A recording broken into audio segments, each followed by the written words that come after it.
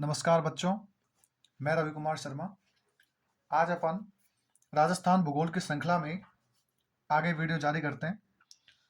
बच्चों देखो, अपन पढ़ रहे थे राजस्थान का भूगोल। राजस्थान के भूगोल में अपन ने फर्स्ट टॉपिक राजस्थान का सामान्य परिचय और स्थिति विस्तार ये पढ़ लिया अपन ने। उसके बाद अपन ने राजस्थान के जो नवगठित जिले और संभाग हैं उनके बारे में बात की है। फिर अपन पढ़ रहे हैं राजस्थान के भौतिक प्रदेश, और भौतिक प्रदेश में अपन ने जो है कुछ बातें पढ़ ली। अब आज अपन पढ़ेंगे पश्चिम मरुस्थलीय प्रदेश का। अपन ने दो भाग किए थे, एक शुष्क मरुस्थलीय प्रदेश और एक था अर्ध शुष्क मरुस्थलीय प्रदेश। इसमें से अपन अब बात करेंगे अर्ध शुष्क मरुस्थलीय प्रदेश की। तो देखो बच्चों, अर्ध शुष्क मरुस्थलीय प्रदेश को हम चार भागों में बांटते हैं। कितने भागों में बांटते हैं बच्चों? चार भागों में। सबसे पहले बात करूं तो अर्ध शुष्क मरुस्थलीय प्रदेश है। इस अर्ध शुष्क मरुस्थलीय प्रदेश को हम चार भागों में बांटते हैं। कितने भागों में बांटते हैं बच्चों? चार भागों में। देखो बच्चों, सबसे पहले हम बात करें, सबसे पहले ये जो भाग आता है उसे हम बोलते हैं घग्गर का प्रदेश। क्या बोलते हैं बेटा? घग्गर नदी मैदान। घग्गर नदी मैदान मतलब वह प्रदेश जहां वर्तमान में घग्गर नदी बहती है। उसके बाद हम बात करें बच्चों, तो प्रदेश नंबर सेकंड है, उसे हम बोलते हैं शेखावाटी। क्या बोलते हैं बच्चों? शेखावाटी अंतः प्रवाही क्षेत्र। शेखावाटी अंतः प्रवाही क्षेत्र, ये बच्चों हमारा दूसरा अर्धशुष्क मरुस्थलीय प्रदेश का भाग है। फिर हम बात करते हैं बच्चों नंबर 3 पे। नंबर 3 पढ़ेंगे बच्चों नागौरी उच्च भूमि। क्या पढ़ेंगे बच्चों? नागौरी उच्च भूमि। और नंबर 4 की हम बात करें तो नंबर 4 पर जो है वो हम पढ़ेंगे लूनी बेसिन। क्या पढ़ेंगे बच्चों? लूनी बेसिन।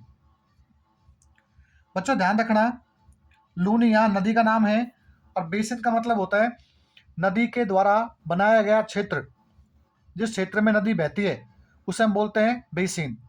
अब देखो बच्चों, हमने अर्ध शुष्क मरुस्थलीय प्रदेश को अध्ययन की दृष्टि से चार भागों में बांटा। पहला घग्गर का मैदान या घग्गर नदी का मैदान, दूसरा शेखावाटी अंतःप्रवाही क्षेत्र, नंबर 3 की बात करें नागौरी उच्च भूमि, और नंबर 4 की बात करें बच्चों तो लूनी बेसिन या हम कह सकते हैं गोडवार प्रदेश। अब एक बात ध्यान रखनी बच्चों आपको, ये जो अर्ध शुष्क मरुस्थलीय प्रदेश है, इस अर्ध शुष्क मरुस्थलीय प्रदेश में वर्षा 25 से लेके 50 सेंटीमीटर कितनी होती है बच्चों? 25 से 50 सेंटीमीटर। आपको विशेष तौर पे ध्यान रखना है, अर्ध शुष्क मरुस्थलीय प्रदेश में वर्षा 25 से 50 सेंटीमीटर होती है। यदि हम इसको मिलीमीटर में चेंज करना चाहें तो 250 mm से लेके 500 mm। अब देखो बच्चों, ये जो प्रदेश है इस प्रदेश में हम कह सकते हैं कि शुष्क मरुस्थलीय प्रदेश की तुलना में थोड़ी भौगोलिक दशाओं में विषमता में कम दिखाई देती है। मतलब यहाँ कुछ हरा भरा प्रदेश है हल्का, अकॉर्डिंग टू शुष्क मरुस्थलीय प्रदेश से। अब बच्चों हम इनको एक एक पढ़ेंगे विस्तार से। तो सबसे पहले मैं हेडिंग डाल देता हूं घग्गर नदी बेसिन, घग्गर का मैदान। आप इसे बेसिन भी कह सकते हो और आप इसे मैदान भी कह सकते हो, एक ही बात है, क्योंकि मैदान का निर्माण भी कौन करती है? नदियां। और बेसिन क्या होता है? नदी का क्षेत्र जहां नदी बहती है, उसे अपवाह तंत्र या बेसिन के नाम से भी जानते हैं। अब देखो बच्चों, इसकी विशेषता क्या है? तो सबसे पहले तो आपको एक बात पता होना चाहिए कि राजस्थान के अंदर जो है वो घग्गर नदी कहाँ कहाँ बहती है, और घग्गर जो नदी है उसमें राजस्थान में कौन कौन से जिले आते हैं। तो बच्चों देखो, सबसे पहले हम बात करें कि इस क्षेत्र में जिले, क्या बात करेंगे बच्चों? जिले। तो ध्यान रखना बच्चों, पूर्व, पूर्व का मतलब पहले, पहले इसमें जिले आते थे दो। यदि हम बात करें इसमें एक जिले का नाम तो है श्री गंगानगर। क्या नाम बच्चों?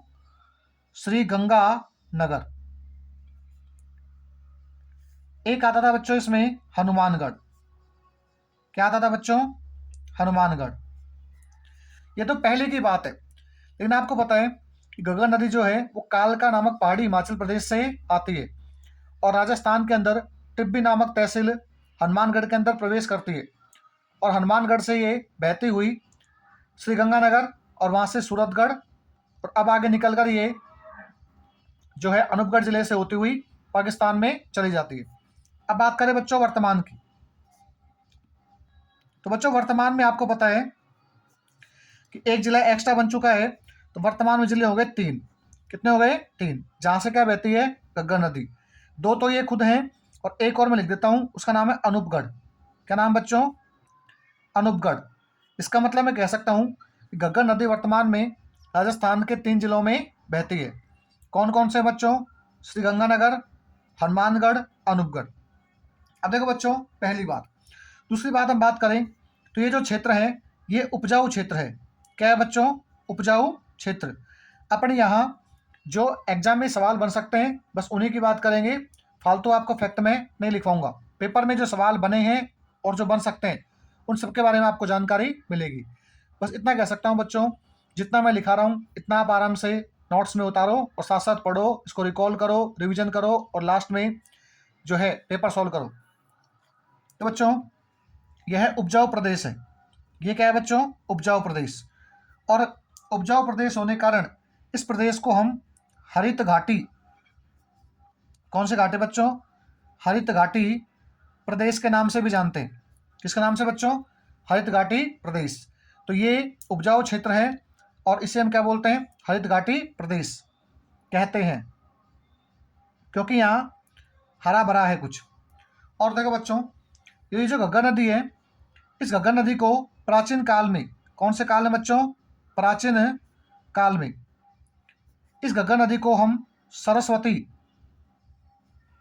सरस्वती के नाम से भी जानते थे। किस नाम से? सरस्वती के नाम से। इस नदी के और भी नाम हैं। देखो बच्चों ये जो घग्गर नदी है, इस घग्गर नदी को हनुमानगढ़ के अंदर, कहाँ पे बच्चों? हनुमानगढ़ में। इस घग्गर नदी को हनुमानगढ़ के अंदर बच्चों हम नाली या पाट कहते हैं बच्चों। क्या बोलते हैं? नाली या पाट। ध्यान रखना ये बात, वेरी इंपॉर्टेंट है। घग्गर नदी को हनुमानगढ़ में क्या बोलते हैं? नाली या पाट। और घग्गर नदी का जो मैदान का क्षेत्र है, उस घग्गर नदी के मैदान के क्षेत्र में भूरी भूरी मटियार, भूरी मटियार मृदा पाई जाती है। कौन से मिलती है बच्चों? भूरी मटियार मृदा पाई जाती है। ध्यान रखना बच्चों, घग्गर नदी के बहाव क्षेत्र में भूरी मटियार मृदा पाई जाती है। इसे हम जलोढ़ मृदा के नाम से भी जानते हैं। कौन सी मृदा है बच्चों? जलोढ़। ध्यान रखना ये बात। अब देखो बच्चों हम और आगे चलते हैं, और क्या क्या सवाल बन सकते हैं यहाँ से। कहा जाता है कि ये जो नदी है, ये जो नदी है, इस नदी में यदि मैं बात करूं तो इस नदी का जो बहाव क्षेत्र है वो केवल 3 जिलों में है। 3 कौन कौन से बच्चों? गंगानगर, हनुमानगढ़ और अनूपगढ़। विशेष तौर पे ध्यान रखना, सिंपल सवाल, घग्गर नदी राजस्थान के वर्तमान में कौन कौन से जिलों से बहती है? तो पहला तो कौन सा है? श्री गंगानगर। दूसरा कौन सा है? हनुमानगढ़। तीसरा कौन सा है? अनूपगढ़। अब देखो बच्चों जो घग्गर नदी है उसके उत्तर पूर्वी उपजाऊ भाग को, एक इंपॉर्टेंट फैक्ट है, ध्यान रखना बच्चों। देखो क्या है, घग्गर नदी, घग्गर नदी के उत्तर पूर्वी उपजाऊ, घग्गर नदी के उत्तर पूर्वी उपजाऊ भाग को हम बग्गी के नाम से जानते हैं बच्चों। किस नाम से? बग्गी के नाम से जानते हैं, बग्गी के नाम से जानते हैं। सिंपल सी बात ध्यान रखना बच्चों, सबसे इंपॉर्टेंट बात, ये दोनों, ये तो थे पुराने और नए, कितने हो गए? 3। RS प्री 2021 से पूछा गया सवाल है कि घग्गर बेसिन के अंदर राजस्थान के कौन कौन से जिले समाहित हैं? तो क्या बोलोगे? श्रीगंगानगर, हनुमानगढ़ और वर्तमान में कौन शामिल हो गया? अनूपगढ़। और देखो बच्चों यदि मैं घग्गर की बात करूं तो घग्गर नदी के अंदर सिंपल से एक बात ध्यान रखना कि ये जो नदी है इस वजह से हनुमानगढ़ और गंगानगर क्षेत्र जो है ये हरा भरा रहता है। किस नदी से? घग्गर नदी से। दूसरी बात करो बच्चों में, तो अपन यहाँ ध्यान रखना, यहाँ पर नदी नहीं पढ़ रहे हैं, अपन केवल इस भाग की विशेषता पढ़ रहे हैं। जब मैं आपको नदी पढ़ाऊंगा तो बहुत चीजें बताऊंगा, घग्गर कहाँ से आती है, कहाँ जाती है, क्या भाव क्षेत्र है, पाकिस्तान में क्या नाम जानते हैं, हकारा कहाँ कहते हैं, फोर्ट अब्बास तक जाती है, ये सब बातें अपन बाद में बात करेंगे। अभी सिर्फ इतनी बात ध्यान रखना कि घग्गर नदी में जो विशेषता है बेसिन के क्षेत्र की, उसे हम पढ़ रहे हैं यहाँ पे। एक बात और बच्चों, ये जो नदी है घग्गर, घग्गर नदी के बहाव क्षेत्र में, घग्गर नदी के बहाव क्षेत्र में हनुमानगढ़ जिले के अंदर, हनुमानगढ़ जिले में कालीबंगा, ये सवाल वेरी इंपॉर्टेंट है, हनुमानगढ़ जिले में कालीबंगा सभ्यता का विकास हुआ है। कालीबंगा सभ्यता का विकास हुआ है। एक जिला कौन सा है? हनुमानगढ़। सभ्यता कौन सी है? कालीबंगा। और देखो बच्चों, एक बात और इंपॉर्टेंट फैक्ट, इस कालीबंगा को डॉक्टर दशरथ शर्मा ने हड़प्पा सभ्यता की, ये कह सकते हैं सिंधु सभ्यता की, हड़प्पा सभ्यता या सिंधु सभ्यता की तीसरी राजधानी कहा है। क्या बोला बच्चों? तीसरी राजधानी। इंपॉर्टेंट फैक्टर ध्यान रखना, आपसे पूछेंगे कि कालीबंगा सभ्यता किस जिले में है, तो क्या बोलोगे? हनुमानगढ़। कौन सी नदी के बहाव क्षेत्र में बच्चों, तो क्या बोलोगे? हम घग्गर नदी। एक बात और ध्यान रखना बच्चों, हनुमानगढ़ के अंदर, हनुमानगढ़ में इसी नदी के बहाव क्षेत्र में भटनेर दुर्ग स्थित है। ध्यान रखना बच्चों, सवाल पूछते हैं भटनेर दुर्ग किस नदी के बहाव क्षेत्र में आता है, तो क्या बोलोगे? घग्गर। और जिला कौन सा है बच्चों? हनुमानगढ़। और ध्यान रखना, भटनेर राजस्थान का एकमात्र दुर्ग है जहां पर हिंदू महिलाओं के साथ मुस्लिम महिलाओं ने भी जौहर किया था। क्या किया था बच्चों? जौहर। आपको याद होगा जब तैमूर का आक्रमण हुआ था यहाँ पे, तो उस कंडीशन में मुस्लिम महिलाओं ने भी क्या किया था? जौहर। ये कुछ बातें थी इसके बारे में, घग्गर के बारे में। अब बात करते हैं बच्चों अपन नेक्स्ट। अब दूसरा जो पॉइंट अपना वो कौन सा है बच्चों? शेखावाटी अंतःप्रवाही क्षेत्र। तो अपन यहाँ पढ़ेंगे सेकंड नंबर, और सेकंड नंबर की बात करेंगे अपन, तो ये है शेखावाटी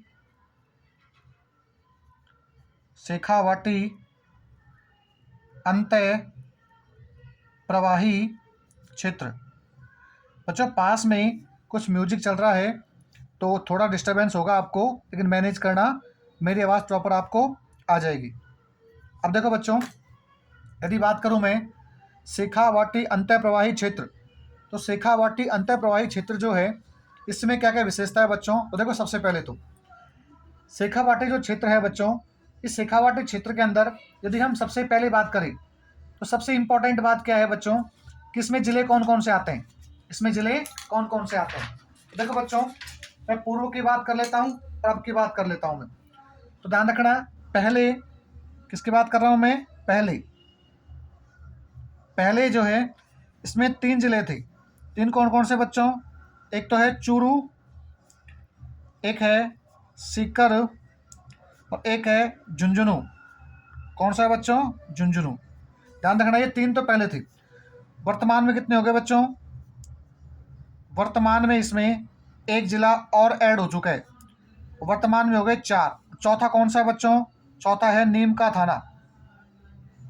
क्या नाम बच्चों? नीम का थाना। तो ध्यान रखना, शेखावाटी अंतःप्रवाही क्षेत्र में वर्तमान में कितने जिले आते हैं बच्चों? 4, चूरू, सीकर, झुंझुनू और नीम का थाना। अब देखो बच्चों, ये जो क्षेत्र है शेखावाटी अंतःप्रवाही क्षेत्र, इस क्षेत्र की जो मुख्य नदी है बच्चों, मुख्य नदी मैं बात कर रहा हूँ, इसकी मुख्य नदी है बच्चों इसकी कांतली। कौन सी है बच्चों? कांतली। ध्यान रखना ये बात, कांतली क्या है, इस प्रदेश की मुख्य नदी। अब बात करते हैं बच्चों हम इसकी विशेषता क्या है। तो ये जो क्षेत्र है शेखावाटी, इस शेखावाटी क्षेत्र में मुख्यतः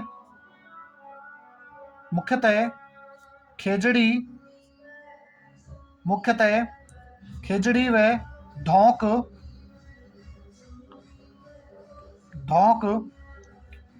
के वृक्ष मिलते हैं। कौन सा मिलता है बच्चों, खेजड़ी व धौंक के वृक्ष। ध्यान रखना ये बात।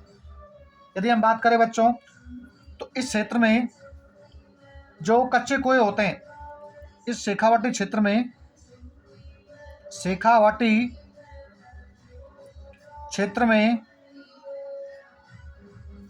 पानी के लिए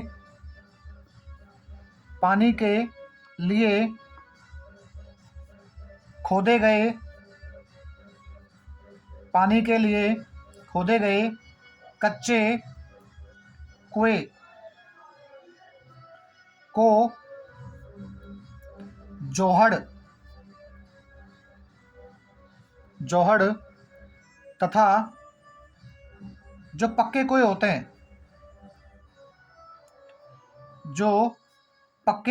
हैं बच्चों, उसे हम नाड़ा कहते हैं। पक्के कुओं को नाड़ा कहते हैं।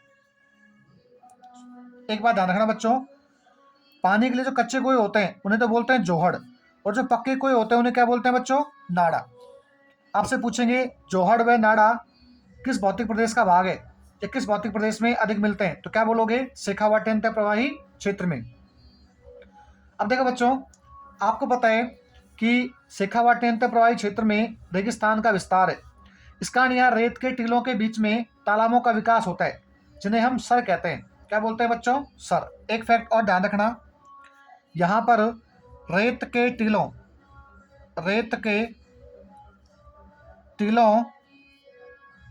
के बीच में तालाबों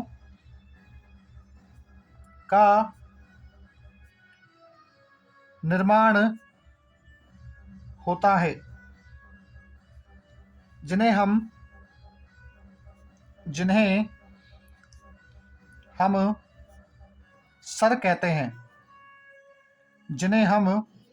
सर कहते हैं। ध्यान रखना बच्चों, शेखावाटी क्षेत्र में रेत के टीलों के बीच तालाबों का विकास होता है, जिन्हें हम क्या बोलते हैं बच्चों, सर। अब देखो बच्चों, इस क्षेत्र में कहा जाता है कि प्राचीन काल में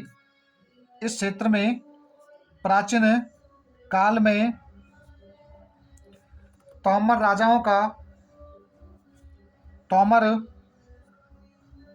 का निवास स्थान था।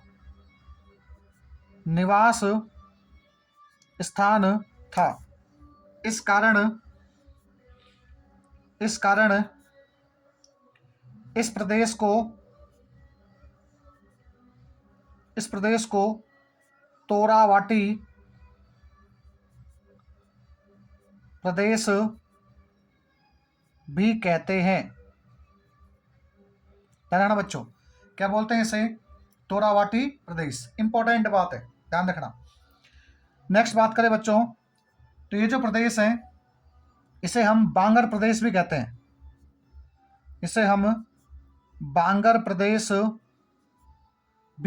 हैं। इंपॉर्टेंट फैक्ट बच्चों, ध्यान रखना। एक होता है वागड़, एक होता है बांगर। वागड़ प्रदेश डूंगरपुर बांसवाड़ा को बोलते हैं, जबकि बांगर किसे बोलते हैं बच्चों, शेखावाटी अंतः प्रवाही क्षेत्र। अब देखो बच्चों, और हम बात करते हैं यहाँ पे, तो शेखावाटी अंतः प्रवाही क्षेत्र जो है बच्चों, इस क्षेत्र के अंदर एक सभ्यता है, और सभ्यता कौन सी है, गणेश्वर सभ्यता, जो कहाँ पड़ती है वर्तमान में, नीम का थाना के अंदर। अब देखो बच्चों, ये जो शेखावाटी क्षेत्र है, इस शेखावाटी क्षेत्र में सीकर जिले के अंदर, चलो एक फैक्ट लेता हूं मैं, शेखावाटी क्षेत्र में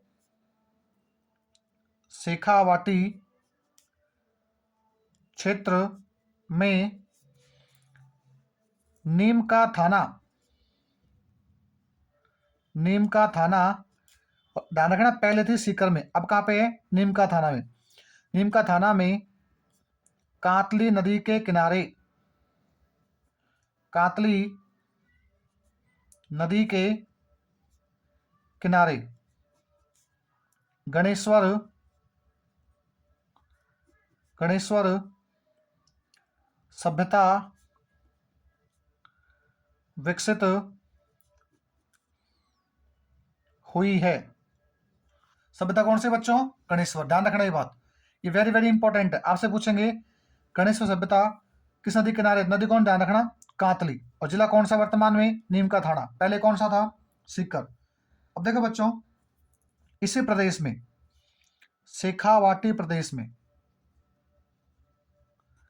शेखावाटी प्रदेश में आपको पता है हर्ष की पहाड़ियां,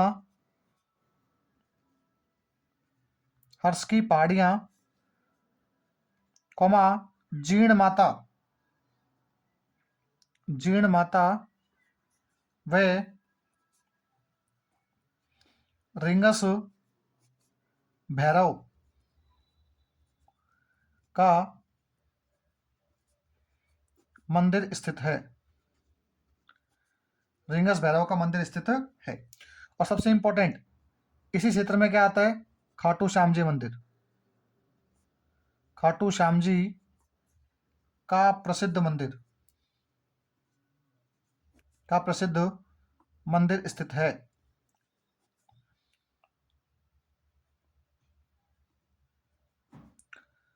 तो बच्चों, ये कुछ बातें थी किसके बारे में, शेखावाटी अंतःप्रवाही क्षेत्र में। तो देखो बच्चों, सबसे पहले शेखावाटी अंतःप्रवाही क्षेत्र पहले 3 जिलों में था, चूरू, सीकर और झुंझुनू। अब आपको पता है एक जिला और बन चुका है, नीम का थाना। तो वर्तमान में कितने जिले आएंगे इसमें, चूरू, सीकर, झुंझुनू और नीम का थाना। सबसे इंपॉर्टेंट बात आपसे पूछेंगे, शेखावाटी अंतःप्रवाही क्षेत्र में कितने जिले आते हैं, तो क्या बोलोगे आप, 4। यहाँ की मुख्य नदी कौन सी है बच्चों, कातली। इस क्षेत्र में क्या मिलते हैं, खेजड़ी व धौक के वृक्ष। यहाँ पर जो पानी के लिए कच्चे कुएं हो जाते हैं, कुएं कौन से, कच्चे, उन्हें क्या बोलते हैं, जौहड़। और जो पक्के कुएं होते हैं उन्हें क्या बोलते हैं, नाड़ा। ध्यान रखना, कहीं कहीं पर जो हमारे ढूंढाड़ क्षेत्र है उसमें इन्हें, जो कच्चे कुएं होते हैं इन्हें नाड़ा भी कहते हैं। आप इतनी बात ध्यान रखना, शेखावाटी क्षेत्र में कच्चे कुओं को जौहड़ या जौहड़ कहते हैं, जबकि पक्के कुओं क्या बोलते हैं, नाड़ा। नेक्स्ट इंपॉर्टेंट बात, यहाँ रेत के टीलों के बीच में तालाबों का निर्माण हो जाता है, जिन्हें बोलते हैं सर। क्या बोलते हैं, सर। नेक्स्ट, इस क्षेत्र में प्राचीन काल में तोमर राजाओं के निवास स्थान होने कारण तोमर एक ब्रांच थी, जो कि हम कह सकते हैं अपने जयपुर के जो राजवंश है कछवा, वहां से एक जो ब्रांच है वो कहाँ चली गई थी, शेखावाटी क्षेत्र में, और वो थे तोमर। इस कारण इसे क्या बोलते हैं, तोरावाटी प्रदेश। क्या बोलते हैं बच्चों, तोरावाटी प्रदेश। नेक्स्ट, इसे बांगर प्रदेश भी कहते हैं। शेखावाटी क्षेत्र में जो अनुपजाऊ मिट्टी के मैदान होते हैं उन्हें क्या बोलते हैं, बांगर। इंपॉर्टेंट बात ध्यान रखना, बांगर वेरी इंपॉर्टेंट। नेक्स्ट देखो बच्चों, इस क्षेत्र में एक सभ्यता है नीम का थाना के अंदर। पहले डिस्ट्रिक्ट कौन सा था, सीकर। अब को किस में आती है ये, नीम का थाना। सभ्यता कौन सी है, कातली। और ध्यान रखना नदी कौन सी है, सॉरी कातली। सभ्यता कौन सी है, गणेश्वर। और इसी क्षेत्र के अंदर जो है हर्ष की पहाड़ियां, और हम कह सकते हैं जीर्ण माता का मंदिर और रिंगस के भैरव बाबा का मंदिर स्थित है। और साथ में प्रसिद्ध मंदिर कौन सा है, खाटू श्याम जी। एक बात और बच्चों मैं आपको बता देता हूँ, ये जो क्षेत्र है शेखावाटी क्षेत्र, इस शेखावाटी क्षेत्र में, शेखावाटी क्षेत्र में सीकर जिले, सीकर जिले के अंतर्गत स्थित खंडेला, सीकर जिले के अंदर स्थित खंडेला गांव गोटा, गोटा उद्योग के लिए प्रसिद्ध है, गोटा उद्योग के लिए प्रसिद्ध है। सबसे इंपॉर्टेंट बात क्या है बच्चों, जिला कौन सा है, सीकर। इस सीकर के अंदर गांव कौन सा है, खंडेला। गोटा ध्यान रखना, आपको पता है महिलाओं की जो साड़ियाँ होती हैं उन पे एक वर्क किया जाता है जिसे हम गोटा कहते हैं। तो ये इस गोटे के लिए प्रसिद्ध जो गांव है वो कौन सा है, खंडेला गांव। और डिस्ट्रिक्ट कौन सा है, सीकर। तो ये बात थी बच्चों किसके बारे में, शेखावाटी अंतर प्रवाही क्षेत्र के बारे में। क्वेश्चन क्या बन सकते हैं, पहला तो कितने जिले आते हैं, मुख्य नदी कौन सी है, मुख्य वृक्ष कौन सा है, कच्चे कुओं को जोहड़, पक्के कुओं को नाड़ा। यहाँ रेत के टीलों के बीच क्या बन जाते हैं, तालाब। उन्हें क्या बोलते हैं, सर।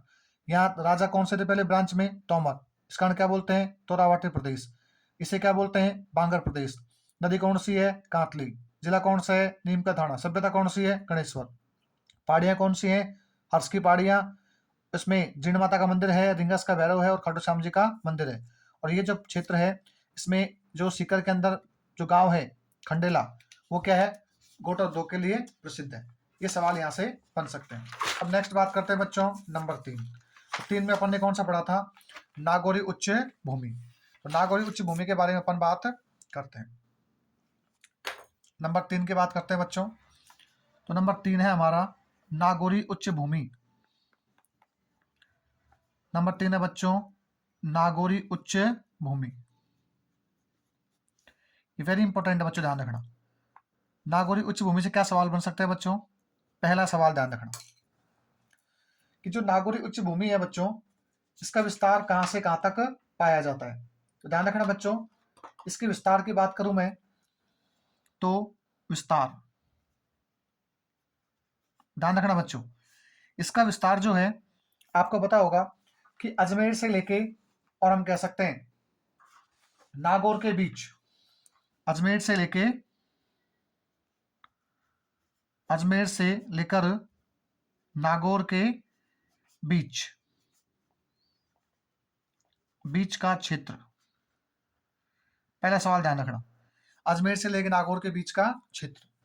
अब हम बात करें बच्चों इसमें जिले कितने आते हैं, हम बात करें बच्चों जिले। देखो बच्चों, यदि हम जिलों की बात करते हैं तो इस क्षेत्र के अंदर आपको पता है एक जिला है डीडवाना। कौन सा बच्चों, डीडवाना।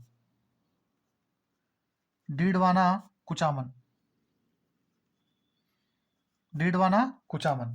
उसके बाद हम बात करें बच्चों, और आपको पता है एक क्षेत्र कौन सा है, सांभर। और नागौर, और कुछ हिस्सा आता है इसमें अजमेर का। अब बच्चों देखिए सवाल क्या क्या बन सकते हैं यहाँ से। सबसे इंपॉर्टेंट ये प्रसिद्ध क्यों है, इसलिए बच्चों यहाँ क्या होता है बच्चों कि इस क्षेत्र में मुख्यतः खारे पानी की झील मिलती है। इस क्षेत्र में खारे पानी की झीलों की अधिकता है। खारे पानी की झीलों की अधिकता है। क्या है बच्चों, खारे पानी की झीलों की अधिकता। अब आप कहोगे सर कि खारे पानी की झील का मतलब यहाँ पर कभी ना कभी समुद्र रहा होगा, और समुद्र पढ़ा अपन ने वेगनर के माध्यम विस्थापन सिद्धांत में कि यहाँ पर क्या था पहले, तैथिस सागर। और तैथिस सागर किससे बना है, सॉरी, तैथिस सागर से कौन से भौतिक प्रदेश बने, तो क्या बोलोगे, पश्चिम मरुस्थलीय प्रदेश। और पश्चिम मरुस्थलीय प्रदेश में क्या आता है, अर्धशुष्क प्रदेश। और उसी में क्या आता है, नागौरी उच्च भूमि। इसका मतलब यहाँ पर जो झीलें हैं खारे पानी की, वो कहीं ना कहीं तैथिस सागर क्या है, अवशेष। लेकिन बच्चों ध्यान रखना, एक बात और ध्यान रखना, इस क्षेत्र में इंपॉर्टेंट नोट डाल लिख लेना, ये बात वेरी इंपॉर्टेंट है। इस क्षेत्र में, इस क्षेत्र में झीलों के पानी का खारा, ये कह सकते हैं नमकीन, ये कह सकते हैं लवणीय, लवणीय है, जिसका प्रमुख कारण। अब ध्यान रखना, वेरी इंपॉर्टेंट बात। देखो बच्चों, यहां पर खारे पानी की झील तो है, लेकिन खारे पानी की झील होने का प्रमुख कारण क्या है, तो कारण ध्यान रखना बच्चों, इस क्षेत्र में, इस क्षेत्र में गहराई के अंदर, गहराई मतलब जमीन के नीचे। इस क्षेत्र में गहराई के अंदर माइक्रोसिस्ट, ये इंपॉर्टेंट बात है, माइक्रोसिस्ट नामक नमकीन चट्टान का पाया जाना है, का पाया जाना है। बच्चों सबसे इंपॉर्टेंट बात ध्यान रखना, इस क्षेत्र में गहराई के अंदर चट्टाने हैं और चट्टानों का नाम क्या है, माइक्रोसिस्ट। और माइक्रोसिस्ट जो है वो क्या है, नमकीन चट्टाने। चट्टाने कौन सी बच्चों, नमकीन। अब आप मुझे एक बात बताओ, यदि आप कोई पात्र लेते हैं या कोई भी जग लेते हैं और उस जग में ऑलरेडी नमक है, तो जैसे ही शुद्ध जल, वर्षा का जल उस नमक के पानी से क्रिया करेगा तो क्या हो जाएगा, खारा। तो ध्यान रखना, इस क्षेत्र में झीलों के पानी का खारा होना इस बात को दर्शाता है कि इस क्षेत्र में गहराई के अंदर चट्टाने हैं। चट्टानों का नाम क्या है, माइक्रोसिस्ट। और माइक्रोसिस्ट चट्टान जो होती हैं, इनकी विशेषता होती है कि ये चट्टाने क्या होती हैं, नमकीन। इस कारण यहाँ जो झील होगी वो भी कैसी होगी बच्चों, नमकीन। विशेष तौर पे ध्यान रखना, आपसे कोई पूछे कि अजमेर से नागौर के बीच ये कह सकते हैं इस क्षेत्र में जो झीलें पाई जाती हैं उनमें अधिकतम लवणता क्यों है, तो एक बात ध्यान रखना, गहराई में चट्टानें पाई जाती हैं, चट्टानें कौन सी हैं, माइक्रोसिस्ट। इस कारण हम कह सकते हैं कि यहाँ का जो झीलों का जो पानी है वो क्या है, मुख्यतः खारा है। अब देखो बच्चों, ये जो क्षेत्र है, ये जो क्षेत्र है, ये क्षेत्र कैसा है बच्चों, देखो ये क्षेत्र इस प्रकार से है, ये इस प्रकार से क्षेत्र है फैला हुआ। और इस क्षेत्र में आप देखोगे कि यहाँ उत्तर में इस प्रकार से अपन पढ़ के आए थे अभी, घग्गर घग्गर नदी बेसिन, घग्गर नदी बेसिन। और आप पढ़ोगे दक्षिण के अंदर इसके नीचे क्या बताया था मैंने आपको, लूनी बेसिन। क्या बताया था बच्चों, लूनी बेसिन, मतलब जहां पर क्या बहती है, लूनी नदी।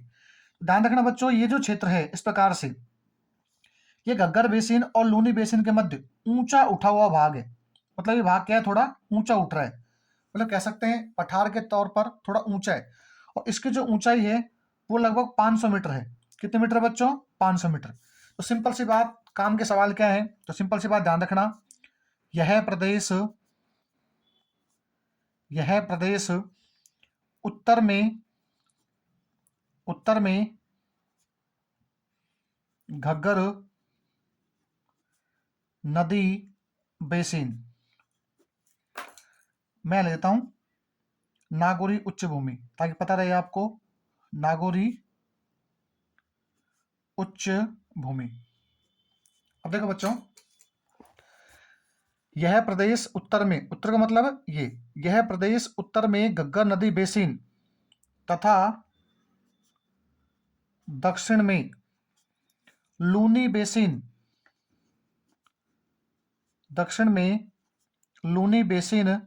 के मध्य 500 मीटर ऊंचा उठा हुआ भाग है। बच्चों एक बार अधनस्थ बोर्ड ने एक सिंपल सा क्वेश्चन पूछा कि नागौरी उच्च भूमि की ऊंचाई कितनी है, तो लगभग 450 से 500 मीटर। तो ध्यान रखना आपको बच्चों, मिल सकता है 450 से 500 मीटर। इस कारण क्या है, नागौरी उच्च भूमि, मतलब ये क्या है, थोड़ा ऊंचा उठा भाग है। अब देखो सबसे इंपॉर्टेंट बात क्या है बच्चों, सबसे इंपॉर्टेंट बात ये है कि ये जो क्षेत्र है, नोट डाउन लिख लेना इस बात को, वेरी वेरी इंपॉर्टेंट। ये जो क्षेत्र है, इस क्षेत्र के अंदर हम बात करें तो अजमेर से नागौर तक, सबसे इंपॉर्टेंट सवाल है, इस क्षेत्र में अपन अजमेर से स्टार्ट करेंगे चलना, और अजमेर से नागौर के मध्य जो पेयजल है, पेयजल मतलब पीने का पानी,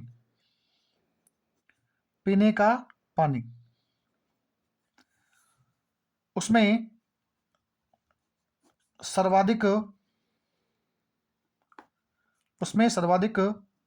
फ्लोराइड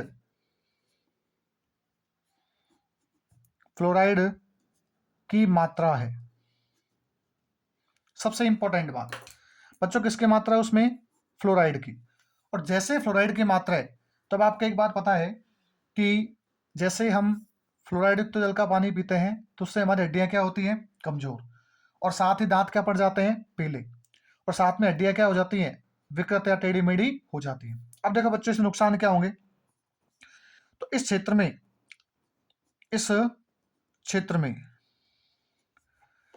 स्थित लोग शारीरिक रूप से विकृत है। क्या है? विकृत। आपको सब ये क्या मामला है? तो बच्चों, इस क्षेत्र में आपको बताया, जैसे ही जल में पीने के पानी में क्या है? फ्लोराइड। और जैसे ही वो व्यक्ति उस पानी का सेवन करता है तो हड्डियां क्या हो जाती हैं? कमजोर। और कमजोर होने के बाद में क्या हो जाती है? टेढ़ी मेढ़ी हो जाती हैं। और सामान्यतः यहाँ के व्यक्तियों में हड्डियां कमजोर होने के कारण जो बैकबोन है, जिसको बोलते हैं मेरुरज्जु, ये कह सकते हैं रीढ़ की हड्डी, ये मुड़ जाती है। और जैसे ये मुड़ती है तो व्यक्ति के शरीर में कुब निकल जाती है। इस कारण बच्चों, इस प्रदेश को सबसे इंपॉर्टेंट नोट नंबर 2, इस कारण इस क्षेत्र को कुबड़ इस क्षेत्र को कुबड़ पट्टी या बांका पट्टी के नाम से जानते हैं।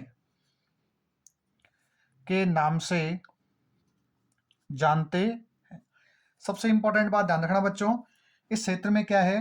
पीने के पानी में 3 मिलीग्राम प्रति लीटर से ज्यादा फ्लोराइड है। सिंपल सी बात ध्यान रखना बच्चा, इस क्षेत्र में जो पीने का पानी है उसमें 3 मिलीग्राम प्रति लीटर से ज्यादा क्या है? फ्लोराइड। इस कारण इस क्षेत्र में जितने व्यक्ति हैं उनमें से अधिकतर जो व्यक्ति हैं वो क्या है? उनकी कुब निकली हुई है। इस कारण इस क्षेत्र को क्या बोलते हैं? कुबड़ पट्टी या बांका पट्टी। सिंपल सी बात पूछेंगे, कुबड़ पट्टी या बांका पट्टी कौन सी है? तो विशेष तौर पे ध्यान रखना, सबसे इंपॉर्टेंट सवाल है। अब देखो बच्चों, अब इसके नुकसान क्या होंगे? तो इससे यहाँ के जो व्यक्ति हैं व्यक्तियों के दांत पीले होते हैं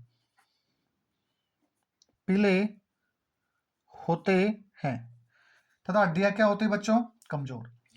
अब देखो बच्चों, एक बात और, चलो मैं आगे पेज पे लिख देता हूं।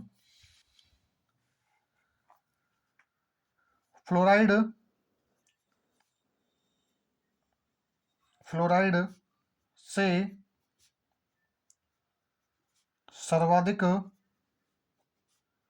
प्रभावित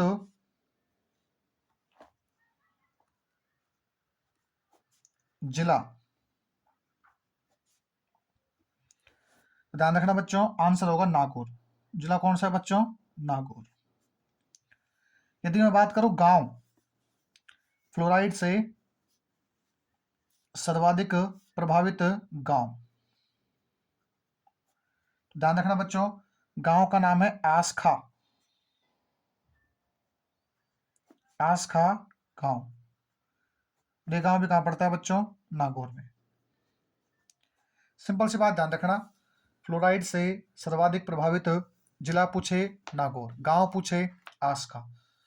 और एक बात सबसे इंपॉर्टेंट ध्यान रखना बच्चों, इंपॉर्टेंट बात क्या है कि इस क्षेत्र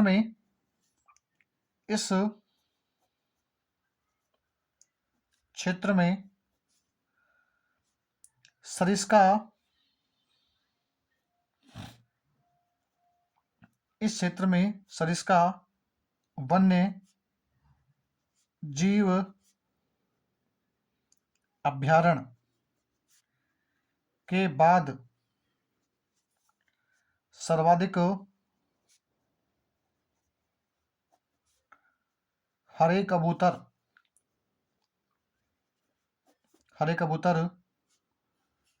पाए जाते हैं।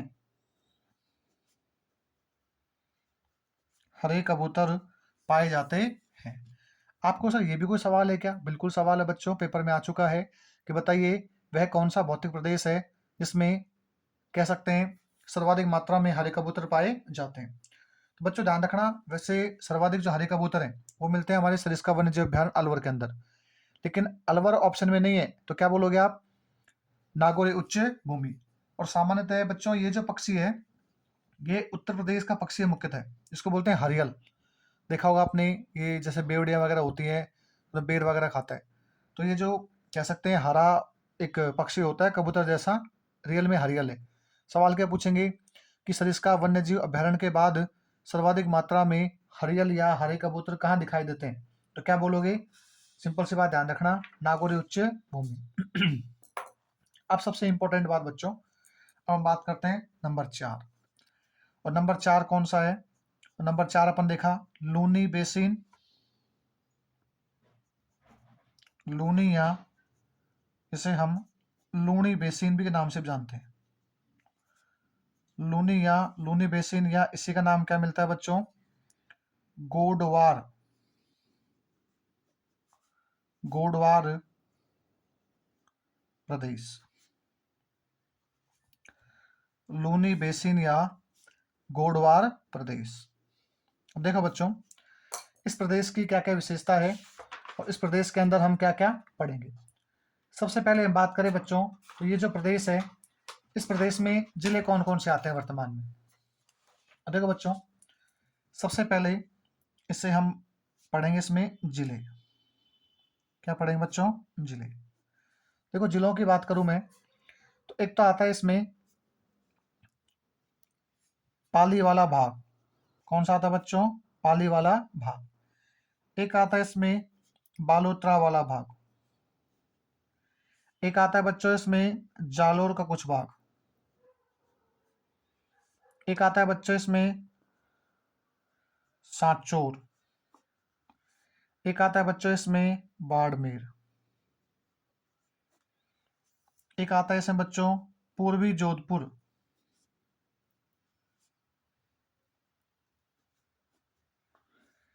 या कह सकते हैं इसे ग्रामीण भी कह सकते हैं, पूर्वी जोधपुर या जोधपुर ग्रामीण का पूर्वी वाला भाग। एक देंगे अपन दक्षिण पश्चिमी ब्यावर।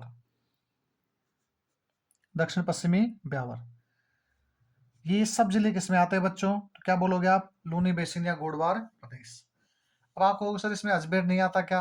भाई साहब अजमेर आता है, लेकिन जो अजमेर है उसका जो हिस्सा इसमें आता था पहले, उसे बना दिया दक्षिण पश्चिमी ब्यावर। क्या बना दिया? दक्षिण पश्चिमी ब्यावर। तो अब इसमें अपन अजमेर शामिल नहीं करेंगे, क्या बोलेंगे? दक्षिण पश्चिमी ब्यावर। तो मुख्यतः पाली, बालोतरा, जालोर, सांचौर, बाड़मेर, पूर्वी या जोधपुर कह सकते हैं ग्रामीण, और दक्षिण पश्चिमी ब्यावर। ये तो क्या आते हैं इसमें मुख्यतः जिले।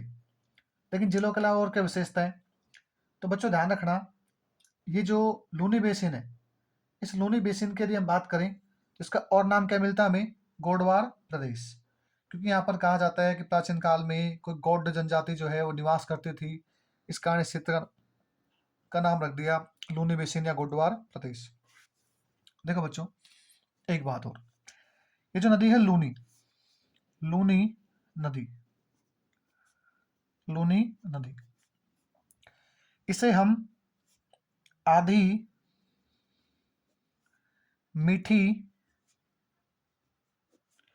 या आधी खारी नदी के नाम से भी जानते हैं। अब सुना देखो बच्चों, ये एक क्षेत्र है और इस क्षेत्र का नाम है नाग पहाड़। नाग पहाड़, और हम कह सकते हैं ये आता है ब्यावर में। ठीक है, ब्यावर अजमेर के अंदर। यहां से कोई नदी निकलती है इस प्रकार से, उसका नाम क्या है? लूनी।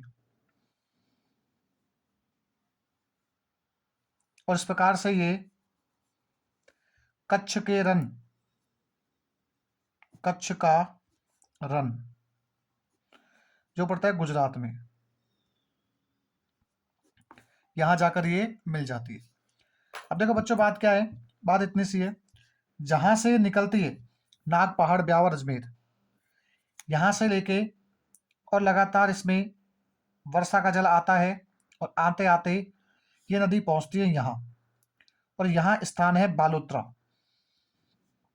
कौन सा है? बालोत्रा। बालोत्रा नहीं मिलेगा तो आपको आसोत्रा मिलेगा, आसोत्रा। बालोत्रा वर्तमान में क्या बन चुका है बच्चों? जिलो। आसोत्रा क्या है? वहां की तहसील। तो ये नदी का पानी अपने उद्गम स्थान नाग पहाड़ अजमेर से जहां से निकलती है वहां से लेके, और इसका पानी मीठा होता है। क्या होता है? मीठा। अब आपको साहब मीठा क्यों होता है? तो बच्चों देखो, कहा जाता है कि ब्यावर अजमेर, या कह सकते हैं ब्यावर से लेके कुछ भाग नागौर का, कुछ भाग हम कह सकते हैं इसमें पाली का, जोधपुर का, यहाँ तक मिट्टी जो है, उस मिट्टी के अंदर जो रेत है, कह सकते हैं रेत जो है वो नमकीन तो है, परंतु उसमें लवण की मात्रा कम है। और आपको पता है लवण की मात्रा कम है तो पानी अपेक्षाकृत ज़्यादा खारा नहीं होगा। इस कारण इस वाले भाग में इस नदी का पानी सामान्यतः मीठा रहता है। अब आपको सब पानी मीठा कहाँ से होगा? क्या चीनी मिलाते हैं क्या उसमें? नहीं। वर्षा का जल हमेशा क्या होता है बच्चों? मीठा होता है। तो यहाँ से लेके यहाँ तक तो पानी क्या होता है? मीठा। इस कारण इसे क्या बोलते हैं? आधी मीठी। यहाँ लिखा है मैंने, आधी मीठी। अब जैसे यहाँ से आगे जाती है नदी इस प्रकार से, तो बालोतरा से लेके जहां तक ये मिलती है कच्छगरन में, यहाँ नमकीन, ये कह सकते हैं लवणीय कण पानी में मिलने कारण, पानी में मिलने के कारण पानी क्या हो जाता है बच्चों? पानी खारा हो जाता है। इस कारण इसे बोलते हैं आदि खारी, आदि खारी नदी। अब आपके बात समझ में आ गई होगी बच्चों कि मैंने इस नदी को आदि खारी क्यों कहा और आदि मीठी क्यों कहा। क्योंकि बच्चों जहाँ से ये निकलती है वहाँ से लेके और बालोतरा या आसोतरा तक पानी क्या होता है इसका? मीठा। फिर उसके बाद में पानी क्या हो जाता है बच्चों? खारा। और जैसे ही खारा होता है तो इसे हम बोलते हैं आधी मीठी आधी खारी नदी। अब देखो बच्चों, ये जो नदी है लूनी बेसिन, इस लूनी बेसिन में एक नदी है जवाई। कौन सी है? जवाई। और जवाई नदी पर आपको पता है पाली के अंदर जो है वो क्या बना है? जवाई बांध, जिसे हम बोलते हैं मारवाड़ का अमृत सरोवर। चलो अपन नदी टॉपिक पढ़ेंगे इस बात को। अब देखो सबसे इंपॉर्टेंट बात, वेरी वेरी इंपॉर्टेंट बात जो आपको ध्यान रखना है। इंपॉर्टेंट बात क्या है बच्चों? 56 की पहाड़ियां, 56 की पहाड़ियां। ये सवाल काफी बार पेपर में पूछा जा चुका है। क्या है साहब 56 की पहाड़ियां? तो देखो, हमारा जो एक डिस्ट्रिक्ट है बाड़मेर, डिस्ट्रिक्ट कौन सा है? बाड़मेर। तो देखो बच्चों, जो नदी है लूनी, लूनी बेसिन, इस लूनी बेसिन में बाड़मेर जिले के मोकलसर से सिवाना तक, बाड़मेर जिले के मोकलसर से लेकर सिवाना तक छोटी छोटी, छोटी छोटी 56 गोलाकार, 56 गोलाकार पहाड़ियां पाई जाती हैं। इस कारण क्या बोलते हैं? 56 की पहाड़ियां। सिंपल सी बात ध्यान रखना, बाड़मेर से ये कह सकते हैं मोकलसर से सिवाना। आप तो ये लाइन ध्यान रखना ओनली सिर्फ, मोकलसर से सिवाना। बात का ध्यान रखनी है आपको, मोकलसर से सिवाना के मध्य 56 छोटी छोटी गोलाकार पहाड़ियां पाई जाती हैं, जिसे हम 56 की पहाड़ियां के नाम से जानते हैं। और ये किस भौतिक प्रदेश का भाग है? तो क्या बोलोगे? लूनी बेसिन या गोडवार प्रदेश। यदि ये नहीं मिले तो क्या बोलोगे बच्चों? अर्धशुष्क प्रदेश। यदि ये भी नहीं मिले तो क्या बोलोगे? पश्चिम मरुस्थलीय प्रदेश। अब देखो बच्चों, इसके बाद हम बात करें तो ये जो नदी है लूनी बेसिन, इस लूनी बेसिन की और हम विशेषताएं देखते हैं। तो विशेषता क्या है बच्चों? देखो, ये जो नदी है हमारी लूनी, इस लून नदी के अंदर आपको पता है इसके भाव क्षेत्र में एक जिला आता है सांचौर या जालोर। तो जालोर में आपको पता है क्या पाई जाती है? ग्रेनाइट। इस कारण जालोर क्या बोलते हैं? Granite city. तो ये हमारी कुछ बातें थी किसके बारे में? तो भौतिक प्रदेश हमारा अर्धशुष्क मरुस्थलीय प्रदेश। एक बार हम इसका ब्रीफ छोटा सा रिवीजन करेंगे, आपका टॉपिक में कोई दिक्कत हो तो आराम समझ में आ जाए। देखो बच्चों, आज अपन ने पढ़ा सबसे पहले तो शेखावाटी अंतःप्रवाही क्षेत्र। इस शेखावाटी अंतःप्रवाही क्षेत्र में बच्चों 25 से 50 सेंटीमीटर क्या होती है? वर्षा। और इस भौतिक प्रदेश को हम टोटल धरातलीय बनावट के आधार पर 4 भागों में बांटते हैं, जिसमें एक तो है घग्गर का मैदान, एक है शेखावाटी अंतःप्रवाही क्षेत्र, एक है हमारा नागौरी उच्च भूमि, और एक कौन सा है? लूनी बेसिन या कोडवार प्रदेश। अब यदि हम बात करें नंबर 1 की, तो नागौरी जो घग्गर नदी बेसिन है, इसमें पहले जिले कितने आते थे बच्चों? 2। एक तो कौन सा है? श्रीगंगानगर। एक कौन सा है? हनुमानगढ़। अब नया जिला कौन सा ऐड हो गया? अनूपगढ़। इसका मतलब मैं कहूं तो घग्गर नदी बेसिन में वर्तमान कितने जिले आते हैं? 3। दूसरी बात, नदी के बहाव क्षेत्र के कारण यह क्षेत्र क्या है? उपजाऊ। और इसमें उपजाऊ होने के कारण ये प्रदेश क्या रहता है? हरा भरा। इस कारण क्या बोलते हैं इसे? हरित घाटी प्रदेश। इस नदी के प्राचीन काल में नाम क्या था? सरस्वती। हालांकि नाम बहुत सारे हैं, सरस्वती है, दसवती है, नाली है, पाट है, हकरा है ना? लेकिन अपन को ध्यान रखना है प्राचीन नाम क्या है इसका? सरस्वती। हनुमानगढ़ में इस नदी के बहाव क्षेत्र को नाली या पाट कहते हैं। बच्चों ये पाट है, पा और टे। नाली या क्या बोलते हैं? पाट। इस नदी के बहाव क्षेत्र में भूरी मटियार मृदा पाई जाती है, जिसे हम जलोढ़ मृदा के नाम से भी जानते हैं। आगे देखो बच्चों, घग्गर नदी के जो उत्तर पूर्वी भाग, वेरी इंपॉर्टेंट, कौन सा भाग बच्चों? उत्तर पूर्वी भाग में जो उपजाऊ मिट्टी का मैदान है उसे हम बोलते हैं बग्गी। क्या बोलते हैं? बग्गी। आगे देखो बच्चों, घग्गर नदी का जो बहाव क्षेत्र है उसमें जिला कौन सा है? हनुमानगढ़। और हनुमानगढ़ जिले के अंदर एक सभ्यता है, उस सभ्यता का नाम क्या है? कालीबंगा सभ्यता। और कालीबंगा सभ्यता जो है, इसके बारे में डॉक्टर दशरथ शर्मा ने एक बात कही थी कि ये सिंधु घाटी सभ्यता की तीसरी राजधानी है। ठीक है। उसके बाद में आप कहोगे सर पहले दूसरी कौन सी है? तो खुद एक तो हम हड़प्पा, एक मोहनजोदारो, और तीसरी कौन सी है? कालीबंगा। हम बात करें नेक्स्ट, तो हनुमानगढ़ जिले में इसी नदी के बहाव क्षेत्र में एक दुर्ग है, और उस दुर्ग का नाम क्या है? भटनेर का दुर्ग। आगे रिवीजन करते हैं बच्चों। देखो नेक्स्ट हमने दूसरा भौतिक प्रदेश देखा, शेखावाटी अंतःप्रवाही क्षेत्र। और शेखावाटी अंतःप्रवाही क्षेत्र जो है, इसके बारे में बच्चों ध्यान रखना कि इसमें पहले जिले कितने आते थे बच्चों? 3। 3 कौन कौन से हैं सर? चूरू, सीकर और झुंझुनू। अब बात करें बच्चों, इसमें एक जिला और ऐड हो चुका है नया, और उसका नाम क्या है? नीम का थाना। तो वर्तमान में कितने हो गए बच्चों? 4। चूरू, सीकर, झुंझुनू और नीम का थाना। अब हम बात करते हैं बच्चों विशेषता क्या है। तो इस प्रदेश के अंदर जो है मुख्य नदी कौन सी है बच्चों? कातली। और हम बात करें तो इस प्रदेश के अंदर जो है शेखावाटी क्षेत्र जो है, इसमें खेजड़ी व धौकी क्या मिलते हैं? वृक्ष। और यहाँ जो पानी के लिए स्थानीय लोगों के द्वारा कच्चे कुएं खोदे जाते हैं, जिन्हें हम बोलते हैं जोहड़, और जो पक्के कुएं होते हैं बच्चों उन्हें बोलते हैं नाड़ा। यदि हम बात करें तो इस क्षेत्र में जो रेत के टीले होते हैं उनके बीच में तालाब का निर्माण हो जाता है, जिसे हम स्थानीय भाषा में क्या बोलते हैं बच्चों? सर।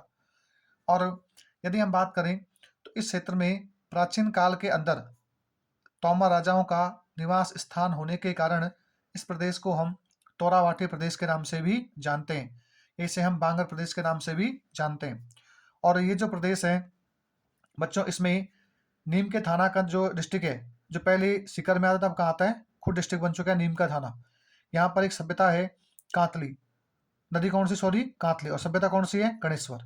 ध्यान रखना, शेखावाटी क्षेत्र में कातली नदी के किनारे नीम का थाना डिस्ट्रिक्ट में गणेश सभ्यता विकसित हुई है, जो कि ताम्रजन्य सभ्यता के नाम से भी जानते हैं। जब अपन सभ्यता पढ़ेंगे तो वह विस्तार से पढ़ाऊंगा, अभी केवल आपको ब्रीफ नॉलेज दी है मैंने।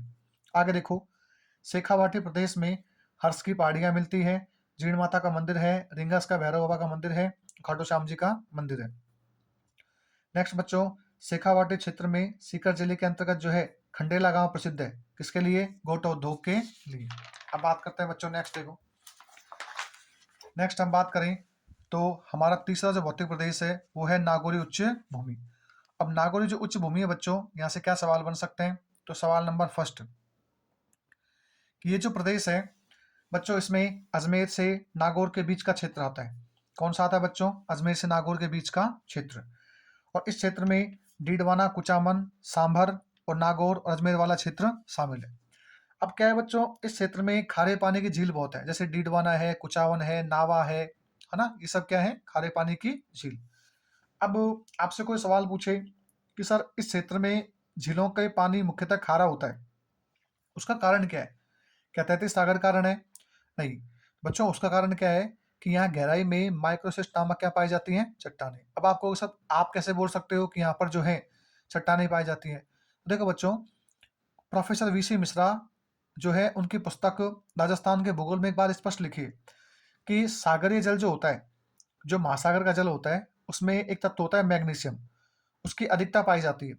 लेकिन जब यहाँ की झीलों में देखा अपन ने, तो यहाँ की झीलों में मैग्नीशियम तत्व है ही नहीं। इसका मतलब ये तो कंफर्म है कि यहाँ सागर वाला तो कोई अवशेष नहीं है। फिर अपन देखा कि खारा पानी क्यों है, तो बच्चों उसका कारण मिला अपन को कि इस क्षेत्र में गहराई के अंदर क्या मिलती है? माइक्रोसिस्ट नामक चट्टानें। इस कारण पानी क्या हो जाता है? खारा। अब देखो बच्चों, ये जो भौतिक प्रदेश है, इस भौतिक प्रदेश के उत्तर में भाग कौन सा है? घग्गर का बेसिन। और दक्षिण में कौन सा है? लूनी बेसिन। और ये इन दोनों के बीच का भाग है, जो कि लगभग धरातल से 500 मीटर क्या है? ऊंचा। लगभग 450 से 500 मीटर क्या है बच्चों? ऊंचा है। यह प्रदेश उत्तर में घग्गर नदी बेसिन और दक्षिण में लूनी बेसिन के मध्य 500 मीटर ऊंचा उठा हुआ प्रदेश है। अब देखो बच्चों, इस प्रदेश की मुख्य समस्या क्या है? तो यहाँ अजमेर से नागौर के मध्य जो पीने का पानी है, पेयजल, उसमें फ्लोराइड की मात्रा सर्वाधिक पाई जाती है। तो इस क्षेत्र में स्थित जो लोग हैं वो क्या हो जाते हैं, जैसे ही इस जल को पीते हैं तो उनकी जो बॉडी है वो क्या हो जाती है? विकृत। और जैसे ही विकृत होती है तो फिर उनकी जो कह सकते हैं पीछे कूब निकल जाती है, जिसे हम बोलते हैं कुबड़ पट्टी या बाका पट्टी। अब बच्चों, फ्लोराइड का जल पीने से आपके दांत क्या हो जाते हैं? पीले।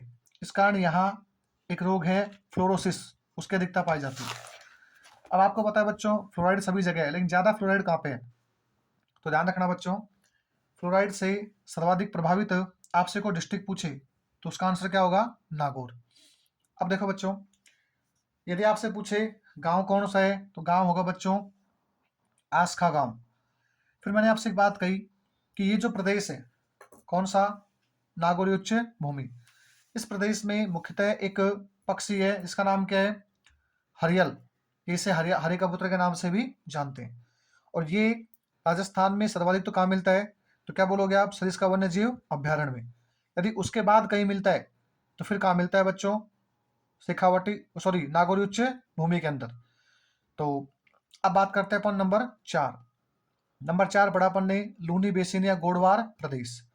बच्चों इसमें जिलों की बात करें तो पाली आता है, बाड़मेर आता है, जालोर आता है, सांचौर आता है, और हम कह सकते हैं बालोतरा आता है। पूर्वी, ये कह सकते हैं जोधपुर ग्रामीण का पूर्वी हिस्सा आता है। और एक कौन सा आता है? दक्षिण पश्चिमी ब्यावर।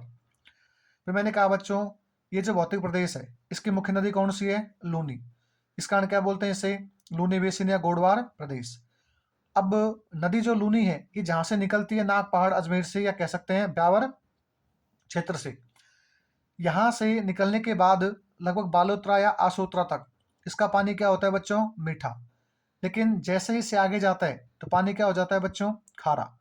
इस कारण इस नदी को हम आधी मीठी और आधी खारी के नाम से भी जानते हैं। अब उसके बाद हम बात करें बच्चों, तो इस नदी के बहाव क्षेत्र में बाड़मेर जिले के मोकलसर से सिवाड़ा के बीच 56 छोटी छोटी गोलाकार पहाड़ियां पाई जाती हैं, इसे हम 56 की पहाड़ियों के नाम से भी जानते हैं। अब बच्चों आप कमेंट्स में मुझे कुछ क्वेश्चनों के आंसर दोगे। पहला क्वेश्चन तो ये कि पश्चिमी मरुस्थलीय प्रदेश में किस प्रकार की वनस्पति पाई जाती है? कमेंट में आप सभी के जितने भी इस वीडियो को देखते हैं उन सब के आंसर मुझे चाहिए, क्योंकि बच्चों देखो, आप जितने ज़्यादा कमेंट करोगे उतने ज़्यादा मुझे मोटिवेशन मिलेगा, और साथ ही मैं आपके लिए अच्छे से अच्छा कंटेंट लाने की कोशिश करूँगा। मैं इतना कह सकता हूँ बच्चों, किसी को किसी प्रकार से कहीं से पढ़ने की आवश्यकता नहीं है, बस इनको बार बार रिविजन करो, आपको क्वेश्चन जो है यहाँ से मिल जाएंगे। पहला क्वेश्चन तो हो गया मेरा। अब क्वेश्चन नंबर 2, आप मुझे बताओगे कि पश्चिमी मरुस्थलीय प्रदेश राजस्थान के कितने % भाग पर फैला हुआ है? Question number 2। क्वेश्चन नंबर 3 जो है मेरा, वो आप मुझे बताओगे अरावली पर्वतमाला की उत्पत्ति वेगनर के कौन से क्षेत्र से हुई है। क्वेश्चन नंबर 4, राजस्थान का सबसे नवीनतम भौतिक प्रदेश कौन सा है। और क्वेश्चन नंबर 5,